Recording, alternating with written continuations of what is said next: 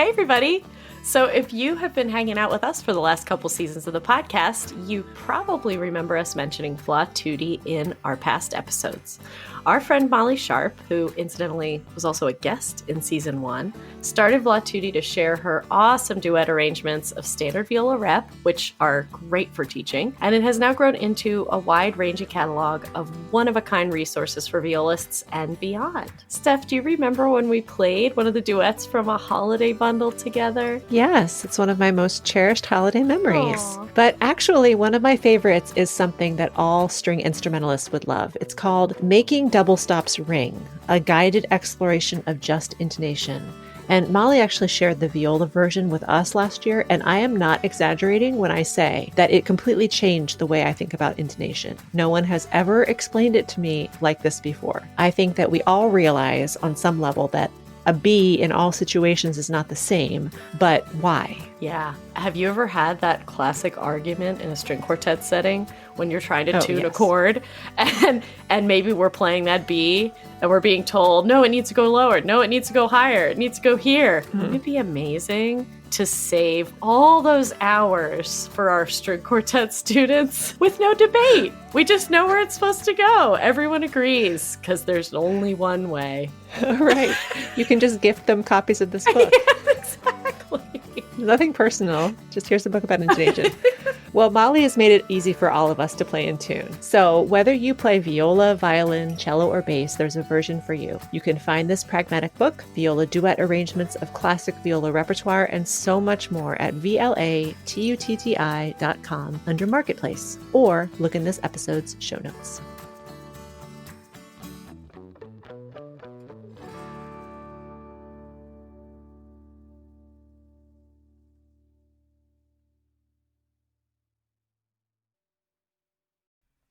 So wait, what were you going to say? You were going to tell us. Oh, yeah. So I was going to talk about laundry. Oh, God. And how laundry, it just seems like a never-ending process. There's no such thing as being done with laundry. Never. And it's when someone's like, I'm going to go do the laundry, you're never going to be done with the laundry. So I'm going to chip away at the laundry today. It doesn't sound like... Does anyone ever finish the laundry in one day? No. I don't know. I don't know who you are. Maybe our listeners finish their laundry in one day, but I am not like that, and it seems to drag on. Welcome to the Viola-centric podcast. We are two curious violists exploring the art of connection through conversations with each other and our friends. I'm Stephanie Knutson. And I'm Liz O'Hara Starr, and we're both professional freelance musicians living in the DC metro area.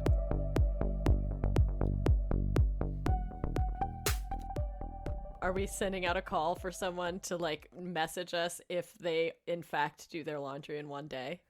Sure. Yeah. Well, no, here's the stipulation though. You have to have kids. Oh, yeah. See, that's I could sensibly do laundry for myself in one day. Yeah. I could do that. But there's all the other stuff, and then I feel like such a failure when I don't wash my towels once a week. Oh my God. Once a week. I don't have kids, and the towels don't get washed once a week in this house. Thank you. What about changing the sheets? That's even worse. Okay. Thank you for saying that. You don't have to say anything else. I'm not going to say Don't incriminate yourself. No, that's fine. That's fine. I just feel better that I feel a lot better than I am not like the slob that I think that I. Oh my God, no! I've been to your house. No, you're doing great, Stephanie. It's like the smell test, right? You sniff it, and you're like, okay, I can go another day. I do that with my weekly COVID outfits. Yeah. Yeah. Mm-hmm. I wake up and I'm like, is this still good? Yeah, this is still good. I can make this work for another day. I remember at the beginning of COVID, Erin and I, we were being very, very conservative about, if I would go to the grocery store, I would wear clothes that I knew that I could take off right away when I got home. I would change clothes. Mm-hmm. This was before we really knew. That was the thing in the beginning of COVID. No one really knew what was transmissible, how it was transmitting, how careful you needed to be. And we would change clothes as soon as we got home from wherever we were. Yep. Yeah. Wash hands, not touch anything. Don't let the kids hug you. You were just out in the wild. The COVID was all over your body. Yeah. I know. I get it. I was a gloves person. Yes. Right? Yeah. Gloves in the grocery store, gloves at the gas station. I wore gloves at the gas station like all summer. Yeah. I basically put a glove on to use the gas station. Uh-huh. There's still part of me that's like, maybe that isn't the worst habit to be in. No, because there's always that odd time that you touch the handle of the gas pump and it has gasoline on it for some reason. And you like smell like gasoline. You cannot get that smell off your hands. It is so, yeah, gross. It's super gross. Or like stepping in it. That's the most frustrating. Somebody who had a pool of gasoline next to you and your foot gets on it and then you get in the car and you just smell it. Oh, it's the worst. Yeah. Yeah. These are, real problems. No, but even like, I don't know. Are you a like lay your clothes out and air dry them kind of person? Because I air dry like probably 70% of my clothes. Mm-hmm. And so there's no way to get that done in one day. You can't. No. My drying rack isn't big enough for all the clothes right. It's laundry day. Clothes are draped like I open drawers and I just like drape them over open drawers. I love it. Laundry baskets, things are everywhere. I can't imagine also having to do laundry for children. Well, we're getting to the point where I've taught them how to do their own laundry. Awesome. So they do their own laundry. But still, you have to remind them, time to change your loads, time to, get them out and now put them away. So you have to like nudge them along. And if it were up to them, they would totally live out of their laundry baskets. They would never put clothes away. It sounds like how I live. I know. I do that too sometimes. I'm not going to lie. Those busy gig weeks, like you spend a month and you're so busy out of the house that like everything has piled up and you manage to get your clothes clean. And then you take the clothes that cannot be bunched up in the laundry basket and you lay them out flat on the bed, on the spare bed or something. And then you just pull from that. You're like, where's my cleanest, nice black dress? Oh, there it is. Yep. Like, Let me just fish through the laundry basket for another pair of clean underwear. Like, it's messed up. Yes, totally. But what are you going to do? No, sometimes you just don't have time. Yep. We don't have that excuse these days. No, and I still do it. I know. Old habits die hard. So how was your weekend? What did you do? It was good. It was just very icy. I don't think I had like a dermatologist appointment, that kind of stuff. Yeah. And then I delivered some cookies to some of the Girl Scout parents. And thank you for saying that. Can I still buy cookies? Yes. Okay. Are you going to judge me if it's like a massive order? No. I order twice as many for my mom. So it's okay. Even if they're just for you. It's my order times 2, but for my mom. I swear. Mom, I promise you'll get these cookies. Mom, I'll tell you what she ordered so you know what's missing. She's going to be like, I was supposed to get this many. Yep, Mom. Oh, man. Yeah, I had basically a whole day off yesterday. Wait, who are you? I know. It was unsettling. No. What'd you do with yourself? I did a bar workout, which I really needed to do. I don't know if anybody else is struggling with this, but exercise motivation has been hard. Same. It's been really hard. Same. I think it's that winter wall we're all hitting. Yes. Yeah. And I have had this conversation a few times with friends lately that I thought I had braced myself for pandemic winter life because I feel like I recalibrated pretty well over the summer. Spring was really tough. Like none of us were ready for what we had to go through. Mm-hmm. But over the summer, I kind of was like, all right, I can adjust to this reality. I can make the best of it. And so summer and fall and we got started and there was just so much to do. And I got to winter and I was like, I'm going to embrace the feeling of winter and that idea that, creatures need to have downtime and hibernate and take it easy. Mm-hmm. And that should be easier because we're in a pandemic, right? There's nothing to do. There's nothing to do. So I don't know. February's been really kind of lame. I don't know how else to explain it. It's just like loss of motivation. I'm kind of tired of winter. I'm ready for it to be done, which I'm like, no, you're supposed to take every day. Every day is your life, you know? I know. But I kind of want it to be over. I want warm weather again. Because you don't want to go outside. It's not like you want to do anything else. No. Yeah. Yeah, it's hard, but it's almost over. Yep. The winter, that is, you know? Yeah. That's one thing that's almost over. Yeah. It's kind of hard, right? So exercise, I mean, I hadn't done a workout since like the beginning of February. So I went about 3 weeks, which is, I don't remember the last time I've gone that long without working out. But I just could not bring myself to do it. So finally Friday, I forced myself to do it. And I feel so much better. You know, I mean, I feel like I'm back in the saddle, but yeah, it takes a lot of willpower. Things to ponder. That's literally what I was going to say. Things to ponder. We're becoming like one person, Liz. I know. I love it. So, Allie. Yes. So in a few minutes, you're going to hear us having a conversation with Ally Goodman, who is the principal violist of the Kennedy Center Opera House Orchestra.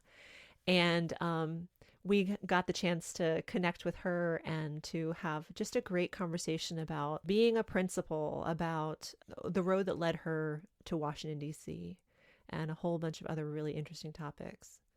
Yeah. Yeah, it was really great for me to meet Ally in this way. We had never really connected before, and we had a chance to sit down with her about a week before we recorded and get to know each other a little bit. And it was just so lovely. She's a lovely person, full of insight about what her experience has been on her career path. And it was really interesting to talk, I think, a little more in detail about some of the challenges we face in our professions, in a little more detail, just kind of like things that you and I are hinting around about, but we kind of dug a little deeper, I think, with Ally, which was kind of cool. Yeah. So enjoy this conversation that Liz and I had with Ally Goodman of the Kennedy Center Opera House Orchestra.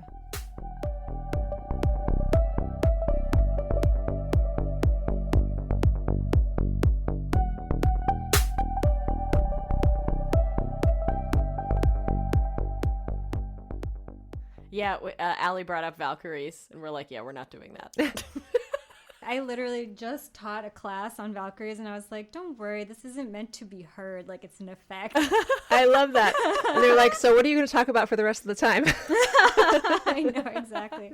This is how you fake this section. And I'm like, first note, last note, you're fine. Yeah, really. Yes.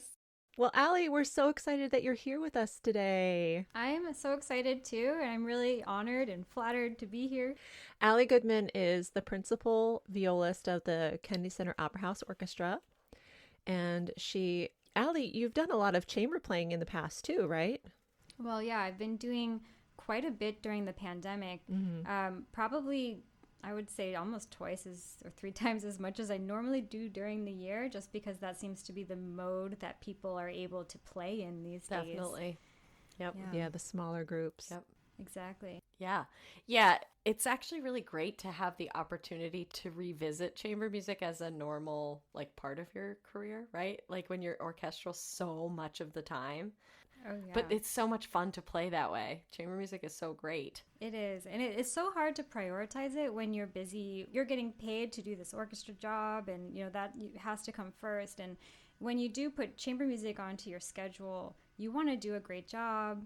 A lot of time needs to go into learning that rep, because it's not your rep. It's not your everyday rep. Yeah. And you don't get to do it all the time. So it can be like kind of stressful when you're doing both. So it's been such a luxury to kind of become a chamber musician during this time.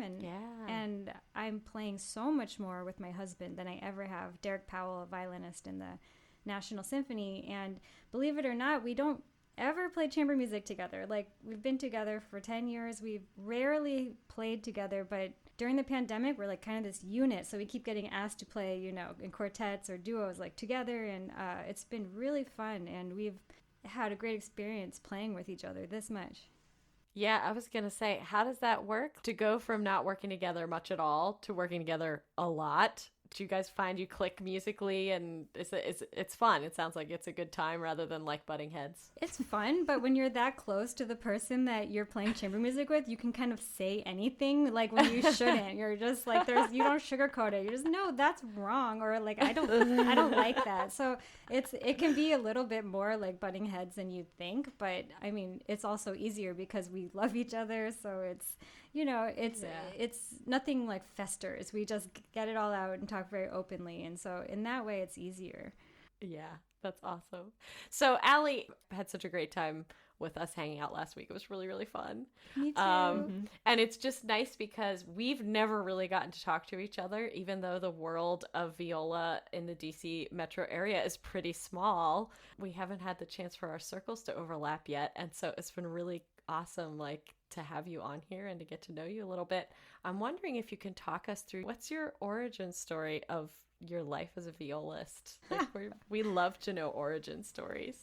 Sure thing. Well, like many violists, I started on the violin, and actually yes, Stephanie is guilty as well. Mm-hmm. I would have really liked to play harp. That was my dream instrument. I was like, when I was a little girl, I was such a little princess, ballerina type girl, and I wanted to play harp because it was the prettiest instrument. And my parents were like, no way, we already have a violin in the family, because my aunt played when she was little. That was, that's the extent of musical background of my family. So I inherited this half-size violin, and I started playing when I was little, and it was not a serious practice for me. It was, one of many activities that I did. I did soccer and dance and like tennis camp and things like that. And to be honest, I didn't really get serious about music. I always loved it. I mean, I did orchestra in school and stuff, but I didn't do the youth orchestras. I didn't do competitions. I didn't even always take lessons, actually. So I feel like my origin story is slightly different than a lot of other people's, because I wasn't like a music kid. I really loved dance growing up. Like in my dreams, I would have been a ballerina, but did not have like the talent for that. So I did orchestra in school and then took lessons. I actually took half-hour lessons in the basement of a music store up until my senior year of high school. Wow. And that's when I switched to viola. Wow. And I started taking hour-long lessons, and I really vibed with my viola teacher, and she was probably the first, serious teacher that I had. And I actually wasn't sure if I was going to go to music school until my guidance counselor, my high school guidance counselor, said, oh, like, maybe you could try music. So I said, okay, where should I apply? And my guidance counselor told me where to apply to school, because if you don't have anybody, in your circle growing up that's telling you what to do, like I had my teacher, but right at that point, I hadn't even talked to her about which schools to apply to. I was so clueless. I didn't even know to talk to my teacher about which schools to apply to. Wow. You talk to your guidance counselor about that sort of thing, right? If you're like just a regular teen, so... Yeah, normal non-music kids, yeah. that is their source of information for sure. So there's so many great music schools at everywhere, every type of school, but I did not apply to any conservatories. Like that was not on my radar. I applied to some very random places, and I lucked out like crazy that my guidance counselor said, why don't you try Northwestern? And so Roland Vamus taught then at that time at Northwestern, and I have no idea how I got into his studio. I didn't realize you had to travel to take auditions as an undergrad, and you should meet the teacher and all these things. So I actually did a regional audition, which is where they just videotape your live audition regionally in Boston. I ended up getting it off the wait list, and it's because I consulted my private teacher. She's like, oh, you need to study with him. I didn't know where I was going to go to school. I couldn't decide. And she's like, are you kidding me? Go to Northwestern. Like, you need to go there.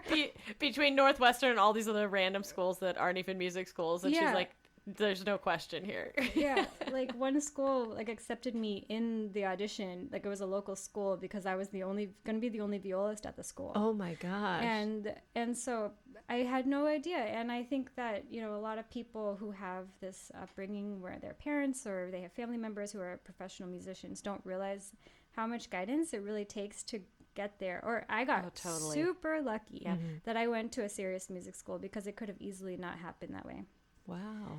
Oh my gosh, I love that so much, and I'm going to jump in because I can identify with some of these parts of your story. One, I also did ballet when I was a little girl, and I loved it. I did ballet until there was some point where it was like, you have to do X number of skills before you can keep going on. And my body was like, nope. Same. My body was literally like, yeah, this isn't going to work for us. That's what my body said.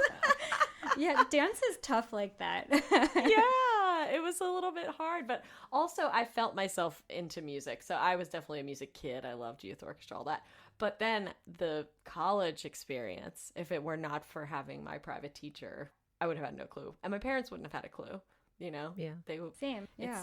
It's so interesting to bring up that, you know, if you don't have that pedigree in your family and they all know where to put you and what to do with you and all that, you can make you feel right off the bat like you're sort of like however many steps behind, right? Oh, totally. Oh, yeah. I definitely feel that. I went to James Madison University. It's a great music education school. Also, hey, block party. That is a throwback. That's a conversation for another time. Yeah. Oh my gosh. So it's more known as an educator school. Great music education. And that's what I was going for. But then coming out of that and wanting to be in the music performance realm, I definitely have that, I don't know, we want to call it imposter syndrome, or just like a fear of telling people where I went to school. You know, because you feel like automatically people are going to judge you and be like, oh, well, you aren't a Juilliard or Peabody or Curtis. Well, then that's one of those crazy things about music is like you can kind of go anywhere and it doesn't matter. I mean, there's the connection, I guess. If you go to Juilliard, then you have connections in New York and like, you know, wherever you are. Like, but when it comes to auditions, or it doesn't matter where you went to school. It's just all about your playing. And I feel like I was blessed to not have any idea. Like I was so naive in a way that maybe served me, because I didn't have any baggage when it came to like what should be. I had no idea. Like Juilliard was not on my radar. Like music school, that's too risky. I'm just gonna go to a university. So like when I went to Northwestern, I definitely felt behind like my peers, and to be in an environment where everyone's a lot more experienced than you was actually really good for me, because I didn't have that baggage of like, I've tried so hard all through high school, like I need this to work for me. It wasn't like that. It was like, well, this is cool that I'm here. I'm going to try my best, see where this takes me. And, you know, I clicked so well with my teacher, and I realized I had never truly practiced the way I should have been practicing. And those two things together, like being around these people who are kind of, you know, I need to emulate how they're practicing, and then also having my teacher show me how to get better, and clicking with him, I think really, like, I went from sitting last chair as a freshman. I had a kind of a devastating freshman year audition for seating. But then by the time I was a graduating senior, I was sitting principal in the orchestra. So it was a really fast trajectory for me in undergrad. So that was probably my most transformative years were at Northwestern. And then Yay. Oh, I have questions about that. So you're saying, and I really, this resonates with me too, not really having an idea how to practice. Like nobody teaches you, unless you're super lucky at the high school level, how do you practice? Nobody teaches that to you. So what are some things that you picked up in college that you wished that you had known earlier about practicing? the funny thing is, I don't think I would have done any of this in high school, even if I had known. But I love it. I mean, same. But that definitely resonates with me too. Well, like, yeah, it might not have helped for me personally to know earlier, but for those who are more driven than me when they're young, yeah, I would say just be patient about rep. I was really, Mr. Vamus teaches so much technique. Like to the undergrads, it's like all technique. I mean, I barely played rep my first year. And I think that was really good for me, because then by the time I started to play more rep, I could actually play it in a way I didn't find frustrating. My biggest takeaway from like my undergrad years practice-wise is never skip the scales, never skip the etudes. That's what worked for me. Yeah. Yeah. I had such a similar undergrad experience. I went to Temple, which was the closest option I had to home. I've never really ventured far from my hometown, which is Hershey, Pennsylvania. I'm so glad I went there. But my teacher in high school, actually, she gave me this gentle warning. She's like, you've been a big fish in a little pond for your entire time of being a musician. That's just the way it's been. And even though you're gracious about it, like, you're going to get to school and you're going to be a little fish in a big pond, and you need to be prepared for that. And I was like, oh yeah, I got that. No problem. I don't take things personally. Like, whatever. It's going to be great. I'm going to have a blast. And then for the first 3 orchestra concerts, I was like, last stand, second to last stand. I was like, I actually changed my major for 1 semester. I didn't know that. To what? Music therapy. I changed it. I got through half of my first semester and I was like, I shouldn't do this for a living. What am I thinking? I need to do something else, but I can't leave music. And so I actually went to the registrar and I changed my major. And then I found out that my first semester of sophomore year, I would have had to miss orchestra in order to take one of the labs or whatever. And I was like, okay, never mind. I changed my mind. Deal breaker. I was like, I'm just kidding. I want to stay. So that's what I did. I really, but then by the end, I was sharing Principal with grad students. So I just felt like it was motivation for me too, and it was all technique for me too. It was like, oh, this is what I'm supposed to be thinking about. Yeah, it's not the fun stuff. It's hard because it's that's hard to tell a kid though. Yeah, when you're younger, now I'm like, oh yeah, I wish I had more time to play scales. But when you're younger, it's inverse. Yeah. So yeah, you never get what you want, but no. And I think I have some life lesson. We talk about this a lot with our students, and we put it in the perspective of, it's not about consumption of music. It's not about consuming as much music as you possibly can. It's about understanding on a deeper level how you play that music and what you can do limitlessly with it. This is especially important when you're trying to teach teenagers something like a Haydn quartet, because they're like, this is boring. I know. You're like, no, it's not. It's amazing. There's so much to do here. It's true, yes. Yeah, so interesting. Oh, that's great. So after Northwestern, grad school? Yes, so after Northwestern, I went to Rice, and I studied with James Dunham there. And I spent 3 years at Rice. Actually, that's where my trajectory started to get a little bit squiggly, because I got injured my first year at Rice. And so then I had to take time off, but I was in the middle of, preparing for all these competitions. So I made my tapes, and then I got injured, had to take time off, and then I had to go do the competition. So it was a really stressful, weird year, and I ended up staying an extra year. But that third year was so important because I had finished my classes and I could just focus on playing. And it was kind of this luxury year that you don't usually have in school, where you don't take any classes. I think I took Chinese literature, which wasn't in English. That was my class that I took that year. That wasn't just my lesson, orchestra and chamber music. And when you're taking lessons every week and you don't have a big course load, you can improve so quickly. So I spent a lot of the time practicing, and then I got into New World. And so then I went to New World for 1 year, which is a kind of similar situation. It's all performance, really intense, tons of resources. That experience of being a fellow it's really amazing, but you don't necessarily appreciate it while you're there because you're so busy. It's completely surreal. You're living in Miami Beach, working with some of the world's best, instrumentalists and conductors, and it's just such a fantastic experience. But it's also, it's really stressful because you're there to get out. So I was, I guess, lucky/unlucky enough that my job that I won was after my first year. So I was only there for 1 year.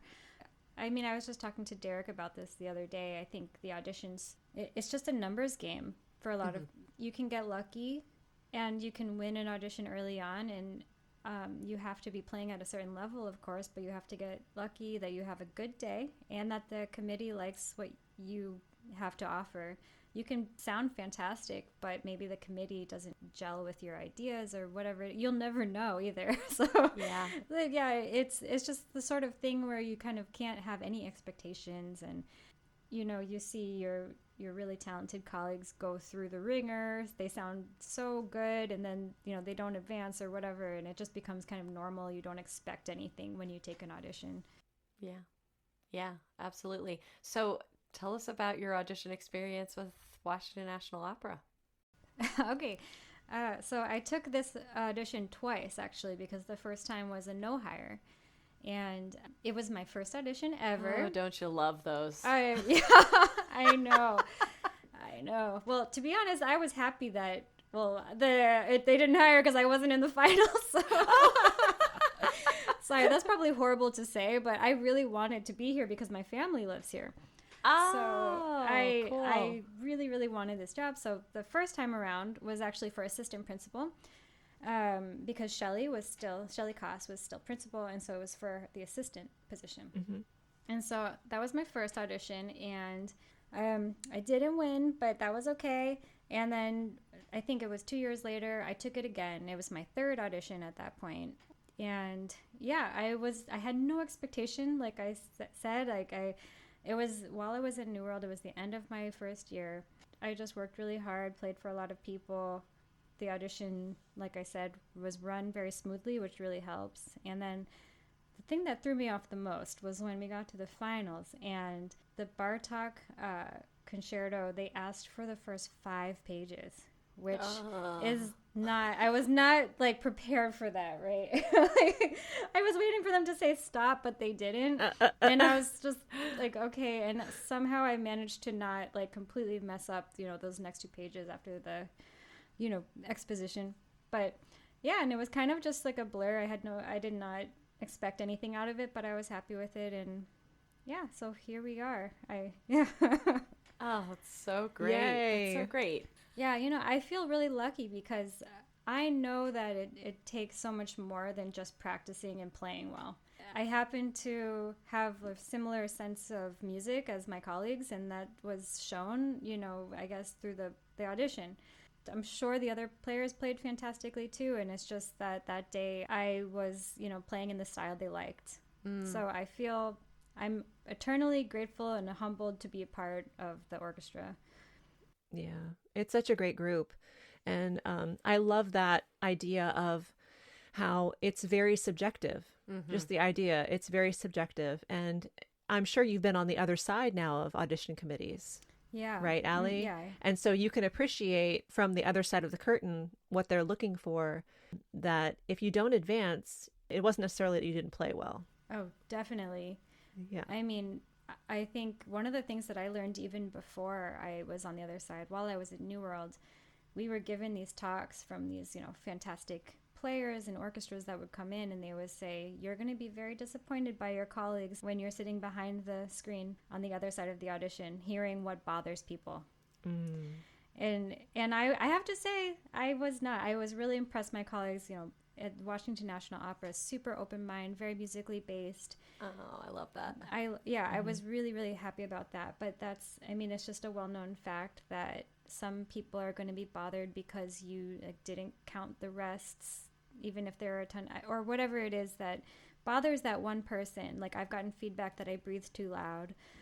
Things like this that you just can't control. Yeah, that's such a nice thing to share. Even just talking about auditions, I don't know if it's the same for you, Stephanie, but like I get physical reactions to thinking about it because it's just such a huge, high pressure kind of situation. If you're not really psychologically in the right state of mind to handle what it is that you're doing, there's a lot of people pleasing that gets put into our systems as young musicians, from our teachers, from our conductors, whatever that might be, as young people when we're learning. And then that carries over into the business of taking auditions. And so I think probably every audition I've ever taken, until COVID, really, being totally honest, my motivation was to be whatever it was the audition panel on the other side might want me to be. First of all, a completely exhausting premise to think about, right? How could I possibly be what every single audition committee that I'm going to play for wants me to be? And when you play for other people, they might mean well, But like when they tell you to do something differently from the way that's naturally to the way you play, then that creates another facet of like, okay, wait, so I'm not supposed to do it this way, but I should do it this way. And, there's just so much congestion that gets put in your brain, and it stops clearing the way for you to just be the musician you are. And that's why I want to go back. You said, obviously, like, there are technical things that need to be done, but that at the end of the day, the reason that this worked out so well is because you played in such a way that was musically aligned with the way that that orchestra thinks and feels and operates. And there's no way for you to know that that's how you're going to do it. You just go in there and be you. And then it's such a tiny little, almost intangible shift of perception between saying to a young student, just be yourself and it'll be great, because that sounds superficial, but actually like that's all we can do physically. That's all we can do is be ourselves. It's true. I remember Mr. Vamos would say, you just go in and you play, and that's how you play, and they can take it or leave it, but like you can't do anything about that. Like you play how you play. That helps me sleep at night, like before an audition or before a solo or whatever it is. There's nothing you can do about it. It's better to get a little bit nervous about the process, like how am I going to structure my process of practicing for something. By the time you get to the performance or the audition, there's kind of nothing you can do because you play how you play. Right. And that takes a lot of pressure off. Yes. In the performance, that's a great thing to think about. Like you've already done all the work. Yeah, totally. So I kind of wanted to ask you, Ally, about when you won the job at the Kennedy Center, you were relatively young in relationship to the rest of the section and a lot of the orchestra. And I wonder if you made any internal decisions about that, or how you approached your job, knowing that, you were younger than a lot of your colleagues. It's another moment where I think my naivete was like a little bit good for me, because I was just feeling so lucky to have the job. I just went in there and wanted to do the best job I could, and I didn't really get hung up on that somehow. Because I think now if I won the job at my age now, I was 25 then, and I'm 32 now. And I think if I won it now, I'd be more nervous just because I know more. But back then did not know shit. So I went in and just thought, I'm going to try really hard. It'll be great. Like I didn't think about it that much. And I'm so lucky to have a really kind section. They're so nice to me. And I was really lucky to have Shelley Koss, the former principal. She stepped down before the audition. So she was now assistant principal. So she was my stand partner. And she is just so knowledgeable. And she would help me with I had never played Puccini, and I'm like leading a section that's played Bohème. That was like my first opera. The section that's played Bohème a million times, and I don't even know, like, you can't really practice the part and look at the page and be like, I know how this is going to go, because it doesn't work like that with Puccini. Right. She taught me how to play Puccini. She taught me all the tricks for like Nutcracker, like every little. So I was so lucky to have her there for the first few years. Like she taught me like how to be conscientious about passing back bowings and all the sorts of things that you don't learn anywhere. And before I even won the job, when I was at New World, we were having this panel discussion with musicians from across the country. And the principal violist of the Boston Symphony, he said that he won the job when he was really young. I had not won the job or anything at this point, so I'm just listening. I didn't ask any questions. But he said, when you're a young principal player, you need to remember that everyone in your section is better than you in some way, because they've just been there longer. They have the experience. You need to respect that. You need to just know that they know this better than you. And don't mess with that. Don't try to be a boss or try to be right. And that stuck with me. I'm really glad it did, because it came in handy for me, that advice. So I think that served me well. I have like the utmost respect for my section, and to have Shelley there, I felt like I was really guided quite well. So like there was a steep learning curve for me. I didn't know how to play opera yet, but I had such a kind section. I feel like I'm getting the hang of it. It's been a while, but I really feel like I gel well with the group. It hasn't been, it could have been a lot rockier, but it's been fairly smooth sailing, I would say. I also find it kind of surprising, Ally, when we talked before, that you consider yourself an introvert. Yeah. And as a principal player, somebody who has to be out there not only leading and, helping the section function, but also playing solos and, being very exposed in that way. And I wonder how you kind of balance all that. Yes, I was thinking about this week because I am definitely an introvert. We talked about how that's when you're an extrovert, you gain energy from your interaction with people, and the introvert's kind of the opposite. And, I consider myself social and I love to hang out, but I get tired sometimes. And when it comes to music, I'm kind of the same. I get tired. But when it comes to solos, I get excited. I do love the opportunity to play. I don't take that for granted. I think that it's such a lucky thing to be able to be a violist that's actually going to be heard by myself sometimes in an opera or ballet setting. I mean, it's special and unique, and I love that. But I get nervous. Yeah, you really need to just buckle down. Your body goes into fight or flight, and you kind of just have to overcome and trust in your preparation, kind of like what we were talking about before. Mm-hmm. So the nerves come before the performance for me. Yeah. Well, that's interesting. It's the build up for you. Yeah, I get excited. Like if we're doing Giselle, I'll get excited that we're about to play that. And then when I start practicing the music, I'm still excited. And then as I continue to practice it, I'm like, this is very real. This is going to happen. I have to make my musical decisions now. And you have to practice every which way because it's not really your solo. It's a ballerina's solo. And so they're going to take time or not. It's not up to you. And you just have to be so prepared. So probably I'm most nervous the week before a big solo. I don't know if anybody really, I have never talked to anybody who just says that I love performing. I never get nervous. I just want to be on stage playing by myself all the time. And maybe that exists, but I have never met anybody that said that before. I think for me, I need to know kind of what I'm going to do in advance. And that helps me a lot. I'm always very impressed by our concert master, Oleg Rilatko, because when he plays a solo, I think he might be one of these extroverts actually, because different bowing, different fingering every time, Swan Lake solo. I mean, it's not easy stuff, but it's just, it's so natural and so easy for him to take time in different places every night. It's just very carefree, and I can't relate to that type of playing.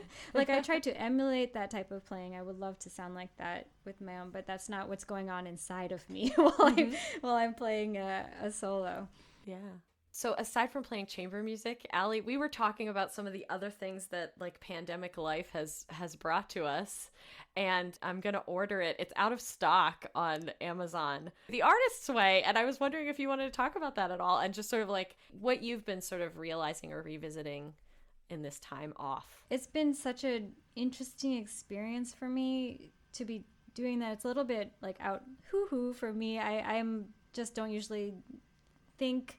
I have to suspend my disbelief with this book and kind of just go with it. It's just free journaling, doing exercises. You take yourself on artist dates just to inspire yourself. And it's really, the point of the book is to inspire and tap into your own creativity, to look at yourself as an artist and just be proud of it. And you just kind of have to go with it. It sounds so cheesy, but if you really buy into it, and it's true because we all are creative, it's just sometimes as adults we put up these walls around the idea of us being creative artists because it sounds so silly or something. But I've been doing all the exercises and I found it's really changed the way I think about practicing, the way I think about music, my approach to the viola, really not feeling especially it's such a luxury to not be playing in orchestra right now, as horrible as that sounds, because I wish that we were all working.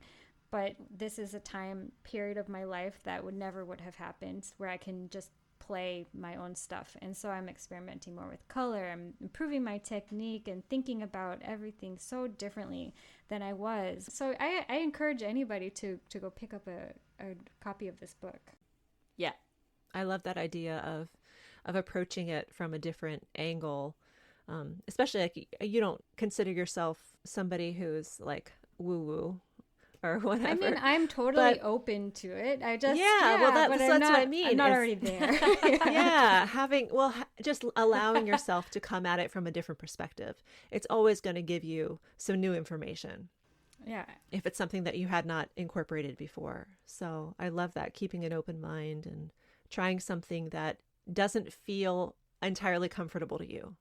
Yes, definitely. And Liz, I thought that you were already doing it because you're like all by yourself naturally doing the exercises that, like, I heard that in one of the podcasts, you're doing these artist way. They're called like these activities, these assignments. You've been like doing the assignments. You've brought them up casually in the podcast. I thought you must be doing it. So you're already on your way. You don't even need the book, but I had never heard of it until you brought it up a week ago. So I'm so excited because it kind of takes a lot of the inner work that I've been doing and it places it directly in the hands of approaching my life as an artist or as a musician. And so it seems like a very natural thing for me to try out because I've always been a bit of a seeker and I instinctively attach reason to a lot of things that happen in my life or that, you know, just directions, especially unexpected directions. I think that these sorts of moments in our lives kind of require us to examine. And that's what I think is so important about what's going on in the pandemic for so many people. But in the musical world, it's giving everybody that space to process a really awful thing that's happened for many reasons and to examine what it is about their lives that worked so well or didn't work and to take that a step further. You know, there's a way that we can connect to ourselves and what's going on inside of us as individuals that has nothing to do with the way we live our lives in quote unquote normal times, right?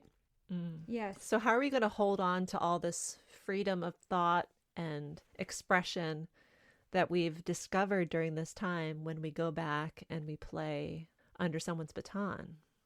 I think one thing that I would like to take away from kind of like how I've started to structure my practice, I really have gone back to that the way I was practicing in undergrad, where first things first, I'm doing my scales and etudes every day, like without fail. And it kind of brings me more joy now to be able to do this because I know how much of a luxury it is to be able to continue to work on your technique. And I know how important it is because when you're playing opera, it's not good for your playing. And so to be able to reconnect with the fundamentals, I think that's something I definitely will take into the future past the pandemic. And then carving out the time when I have it to maybe learn new pieces, even if no one's going to hear them, you know, just so that I know them.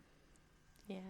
I think that for me, it has to be about perspective shifts more than anything else. You know, like what is it that's going through our head during a gig, during a concert, in rehearsals? Are we just thinking about what we're going to do when we're done with whatever service it is that we're playing? The word presence comes to mind, you know, just being able to be like wherever we are, whenever we are. And I don't know, that's going to be hard. There's so much. I mean, we've been flirting with these topics of things like scarcity mindset and imposter syndrome. Those things are so ingrained in our lives as classical musicians that that's the part that I'd like to see change the most. And it's just going to be interesting to see if that's possible. Right? Because wouldn't you think that scarcity mindset would be even more prevalent now as things are getting started back up? Because there is less work. It is more scarce. So it has potential to be worse. I don't mean to be like all doom and gloom, but yeah. But, you know, I think it probably will be. I mean, I think unless people are willing to explore how the scarcity mindset was kind of toxic for us to begin with, and what it means for everyone in their lives to work to eliminate that somehow, I think that has to be the work, and it's not going to happen for everybody. Well, to circle back to what we were talking about for, you know, taking auditions, the only thing that you can do is be you, right? And a lot of the rest of that is out of your control. So just being present, like you said, being present in the moment and enjoying it for what it is. Yeah. When it is. Yeah. And we've been toying around with that phrase of collaboration over competition, especially with what we're doing now. And I think it would be a dream to see that our careers can kind of start to feel that way, even when we're back to work. instead of feeling like you have to compete, because what are we competing against, I guess, is the question. Like, are we competing against our fellow members in an orchestra? Why are we doing that? Even in an audition, who are we competing against? We're competing against ourselves, right? That's it. Mm-hmm. It's true. Yeah. I mean, I always think that way, because you're not going to hurt anybody by not like having a good audition. You're not letting anybody down. So there's no, it's stressful because you want to do well for yourself. But yeah, I never thought that having to have a mindset of being negatively competitive in music, like what's the point of that? I mean, really, there's no point in that. It's not going to help you in any way. Mm-hmm. Yeah. Yeah.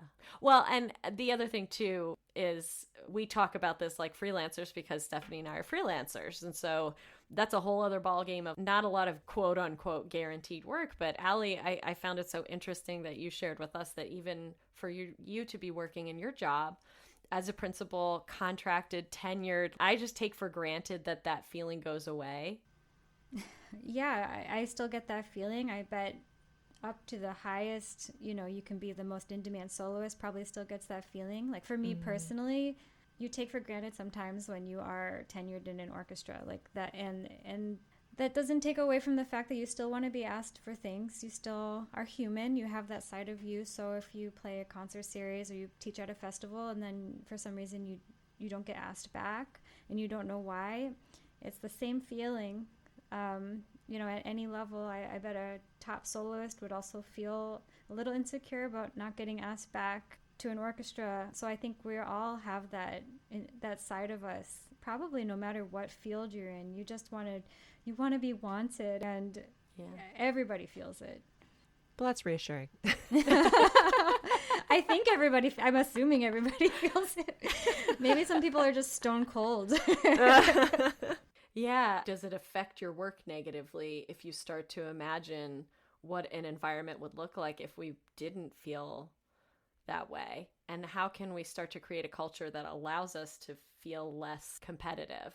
I think a lot of people think, oh, well, when I just get that job, when I just get that, that position in the orchestra and I get tenure, I'm set. Then I can start living my life and then life has begun, or, that's how I used to think. I'm sure this is kind of a universal thing for musicians who want to be like orchestral musicians, but it really doesn't feel like that. There's this baseline happiness that studies have been done to show that we all have a baseline happiness, and having a big win like that or some sort of success can like raise it for a little bit, but it goes right back down, and then you get back to your baseline happiness, and your life is always your life, and you kind of always have that same baseline happiness. And so relying on getting that gig, getting asked back, getting the job, whatever it is never going to really make us feel that settled happiness or that content, whatever that means, like the contentment, I guess. Mm-hmm. So I like the idea of just showing up at the gig or teaching or whatever it is, and you're just going to be yourself and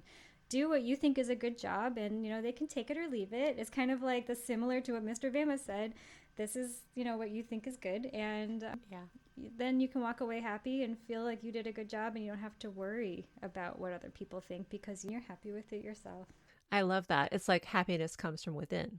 Oh, yeah. You can be happy in any kind of circumstance, and thinking that the circumstance is going to make you happy is not really where the happiness comes from. yes. That was like full body nod moment. Mm-hmm. Everything you said, Ally, it's so good. And I also recently watched a mini TED Talk. It was about gratitude because I'm doing some deepening gratitude work right now. And it was literally this discussion of baseline happiness. And I'm so glad you brought that up because it really hits at this scarcity mindset issue in such a pointed way. That idea that like we have this spike when something makes us feel good and then it goes back down. But when in the reverse, in terms of negative bias, when something affects us negatively, we stay there for so long and it takes us forever to dig ourselves back out. And so if you compound that experience of rejection in musical life by however long your career has been, that's head spinning to think about, actually. Mm-hmm. Mm-hmm. Yeah. I love that moment of silence. We needed it. good stuff. And that's where we start, right? That's where we start with that chipping away at the scarcity mindset. Mm-hmm. I'm so grateful that you were able to give us this much time and, hang out with us and talk with us and explore all these topics, these issues that we are not going to solve in one night, but but I love working them over in this way with two women who I really respect. Thank you so much for having me. This has been so wonderful. You two are so good at this. This has been such a great experience. Thank you so much. Oh. I'm so glad to hear that. And I'll echo everything Stephanie said. And also, Stephanie, right back at you. I'm so grateful that we have this interaction and this platform for us to talk about so many different things. And Ally, I'm grateful for your willingness to just little by little start chipping into these like bigger conversations about the industry in which we work and love this industry. I mean, we love what we all do for a living. Mm-hmm. There's no question about the fact that we want it to come back, but that, a little change maybe isn't the worst thing in the world. And to kind of explore that with someone in an open and authentic way is really, really special. And we appreciate it a lot. Me too. Absolutely.